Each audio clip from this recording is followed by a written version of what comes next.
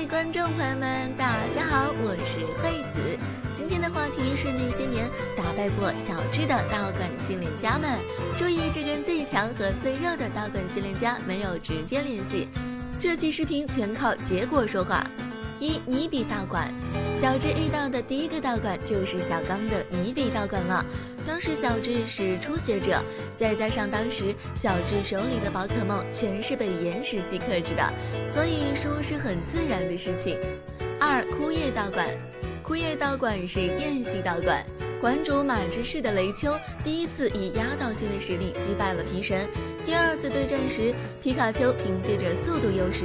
让雷丘巨大的力量无处施展，然后就这样打败了他。动画中说雷丘是仓促进化的，所以并没有学会皮卡丘阶段才能学会的电光一闪，因此速度很慢。但实际上雷丘的速度种族值是110，6代前100，远超于速度种族90的皮卡丘。当时动画严重误导我还以为皮卡丘进化后会降低速度，不过现在想来，只要将游戏和动画分开就行了。金黄道馆，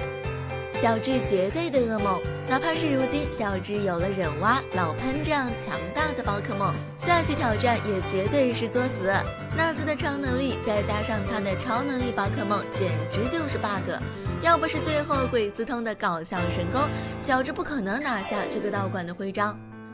红莲道馆，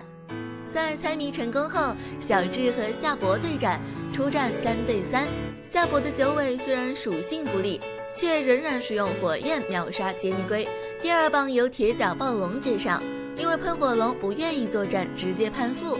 小智最后就派上了皮卡丘，在皮神的努力下，铁甲暴龙被击败，不过之后很快就输给了鸭嘴火龙。满金道馆，红莲道馆之后，小智实力有了一定的提升，加上成都地区前期他都带着老宠，所以道馆难度并不大。到了桂皮道馆，可能是为了照应游戏的难度，小智也输给了小西的大奶罐。大奶罐以1敌3击败了小智的小饥饿、火球鼠和皮卡丘。在下一局，小智因为帮助小西保护牧场，于是再次获得挑战机会。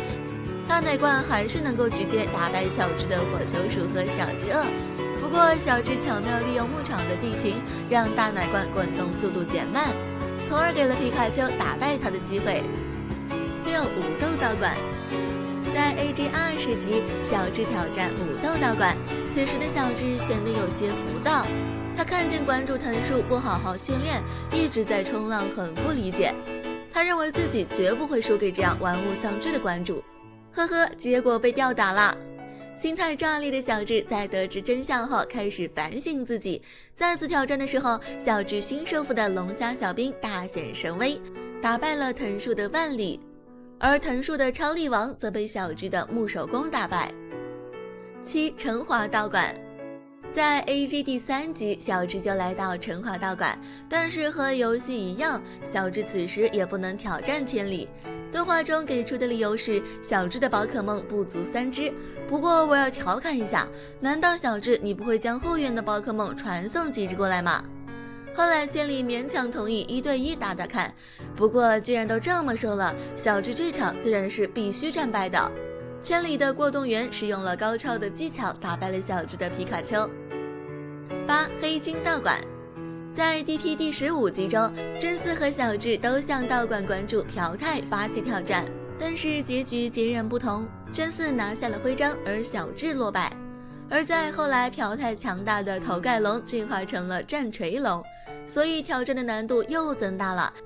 不过最终战锤龙因为无法跟上小智草苗龟的速度而落败。原之道馆，原之道馆是幽灵系道馆，馆主梅丽莎非常的不得了，在 DP 92级，在路边遇到小智，小智立马和他发起挑战，他仅仅使用1只飘飘球就打败了小智的永千佑。小火焰猴和皮卡丘展现了强大的实力，并且飘飘球还在对战中进化了。之后在 DP 101级中，小智再次挑战道馆，此时小智展现出了一个反拳防护罩的骚套路，让梅丽莎一度非常吃惊。但是梅丽莎在损失了梦妖魔和耿鬼之后，敏锐地观察到了反拳防护罩的用法和缺点，并且立马使用复合气球，也用成了反拳防护罩，并轻松打败了咏千佑和皮卡丘。不过车轮战还是太过勉强，他输给了小火焰红。梅丽莎是剧中唯一一位当场学会反拳防护罩的人，小智想了好久才成功使出，真嗣直到最后一战的时候才掌握，可见梅丽莎水平相当的厉害。七宝道馆 BW14 级，小智挑战七宝道馆。合众地区小智的实力有点弱，芦荟在使用小约克采取吼叫战术，把小智队伍摸清后，就轻松击败了小智。这个馆主其实真的不强，但小智还是输了，所以只能说小智在合众的实力真的是被削得太惨了。11白檀道馆，果然第一个道馆大部分都是让小智吃瘪的。虽然紫罗兰使用的是虫系，不过小智的小贱妾和皮卡丘还是不敌对手战败。通过特训后重新找回大号的皮卡丘以1敌2打败了紫罗兰，而其中小贱妾又被无辜的配上去送了个人头。12映雪道馆，映雪道馆是卡洛斯的最后一个道馆，道馆馆主德辅非常强大，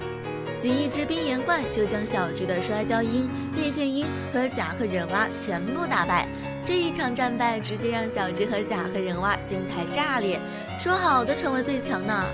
这段时间甲贺忍蛙的羁绊变身非常不稳定，导致甲贺忍蛙屡战屡败，就连祥太的蜥蜴王他都不是对手。之后甲贺忍蛙和小智重新反省自我后，在 XY 121级小智再次挑战，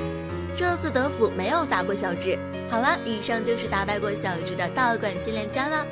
不知道在 Galar 地区他又会输给谁呢？